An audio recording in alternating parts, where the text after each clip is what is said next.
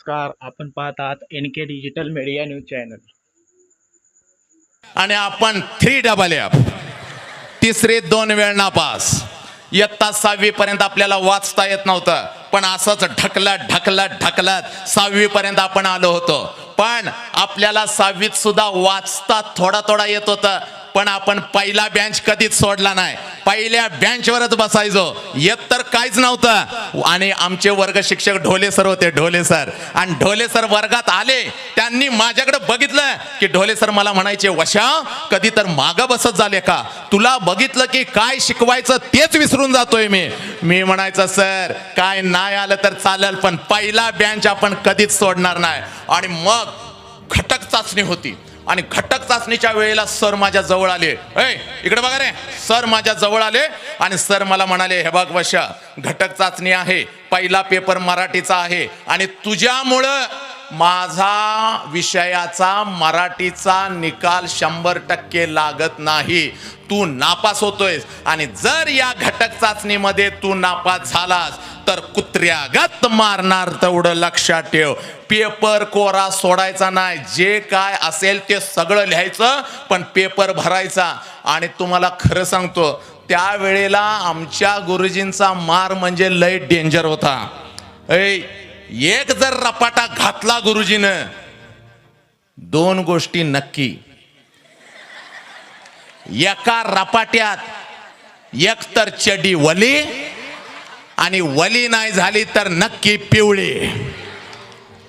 आता सारखं नाही, जरा मारलं की लगेच रडत घरला, मम्मी मला ह्यानं मारलं, ह्या शिक्षकानं मारल्या, लगेच ते मम्मी पळत येणार, कोणी मारलं, आमच्या लेकाला थोबाड फोडायला पाहिजे.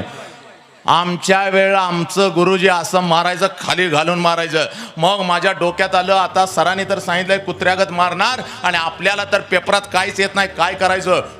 फक्त डोक्यात गुरुजीचा एकच शब्द होता, काय झालं जीव गेला तरी बेहतर, आपण काय करायचं, पेपर कोरा सोडायचा नाही. मग तेच रात्रभर डोक्यात. दुसऱ्या दिवशी परीक्षेला येऊन बसलो, हातामध्ये पेपर आला, 20 मार्काचा पेपर होता. परीक्षा, पेपर, आणि त्याच पेपरामध्ये असा प्रश्न असायचा, खाली ओळी सोडलेल्या असायच्या, उत्तर त्याच्यामध्येच लिहायचं. पेपर हातात आला, आणि पेपर हातात आल्यानंतर लगेच माझ्या डोळ्यासमोर ढोले सर आले. अरे सरांनी सांगितलंय पेपर कोरा सोडायचा नाही, नाहीतर कुत्र्यासारखा मेलास. मग सरांची आठवण झाल्यावर पेपर लिहायला मी सुरुवात केली. डोक्यात एकच होतं, पेपर कोरा सोडायचा नाही. मग पेपर कुठून लिहायला सुरुवात केली, संस्थेच्या नावाच्या वरती जी कोरी जागा असत्या तिथनं पेपर लिहायला सुरुवात केली. कारण नियम होता पेपर कोरा सोडायचा नाही. आणि मग तिथून लिहायला सुरुवात केली. पेपर सगळा पाठपुट निळा निळा निळा निळा करून टाकला.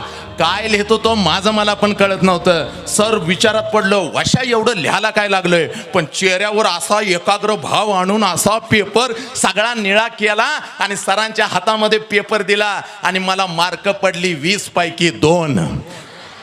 2 मार्क कुठं पडली? जोड्या लावा, इकडं 5 पर्याय, इकडं 5 पर्याय, चुकून अशा रेषा मारल्या, चुकून 2 जोड्या लागल्या, आणि मार्क पडली मला 20 पैकी 2. पण आमच्या वर्गात एक सुजाता शिंदे नावाची मुलगी होती, लय हुशार होती, आणि तिला मार्क पडली 20 पैकी 18.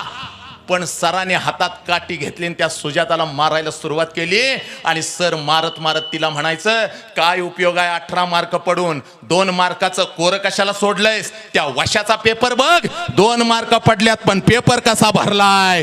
तेव्हा मला इयत्ता 6वीत कळालं, आयुष्यामध्ये मार्क पाहिजेत, पण मार्कांच्या बरोबर आत्मविश्वास पाहिजे. ज्या लेकराच्या अंतरंगामध्ये आत्मविश्वास आहे त्यानं यशाचा झेंडा गाडला म्हणून समजा.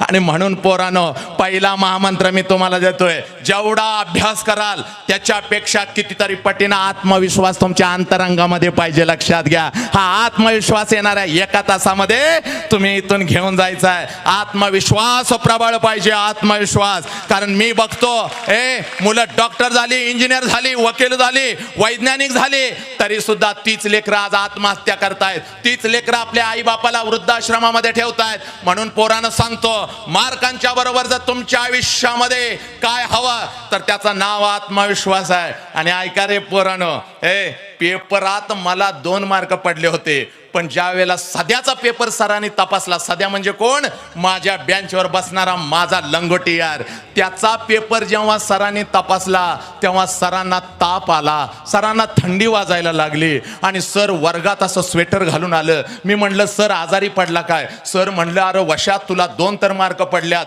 पण ह्या सध्याचा पेपर तपासत होतो, रात्री जी थंडी भरून आल्या अजून गेली नाही. देसाई डॉक्टरनं 2 इंजेक्शन इकडं केली, 2 इकडं केली, ताप काय माझा उतरना. डॉक्टर मला म्हणाले असं काय खाल्लं बाहेर? मी म्हणलं खाऊन नाही, पेपर तपासून मला ताप आलाय. कारण सध्यानं जे पेपरात लिहिलं होतं आजपर्यंत कुठलंच विद्यापीठ त्याचं विश्लेषण करू शकलं नाही.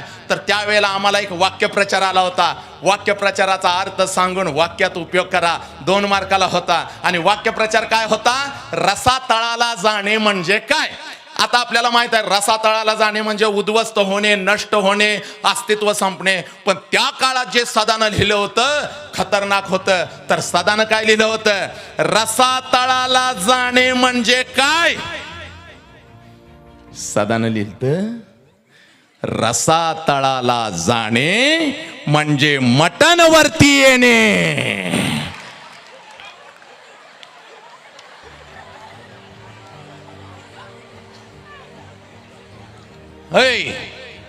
सर म्हणले सध्याचं चुकीचं द्यावं तर त्याचंच खरं आहे.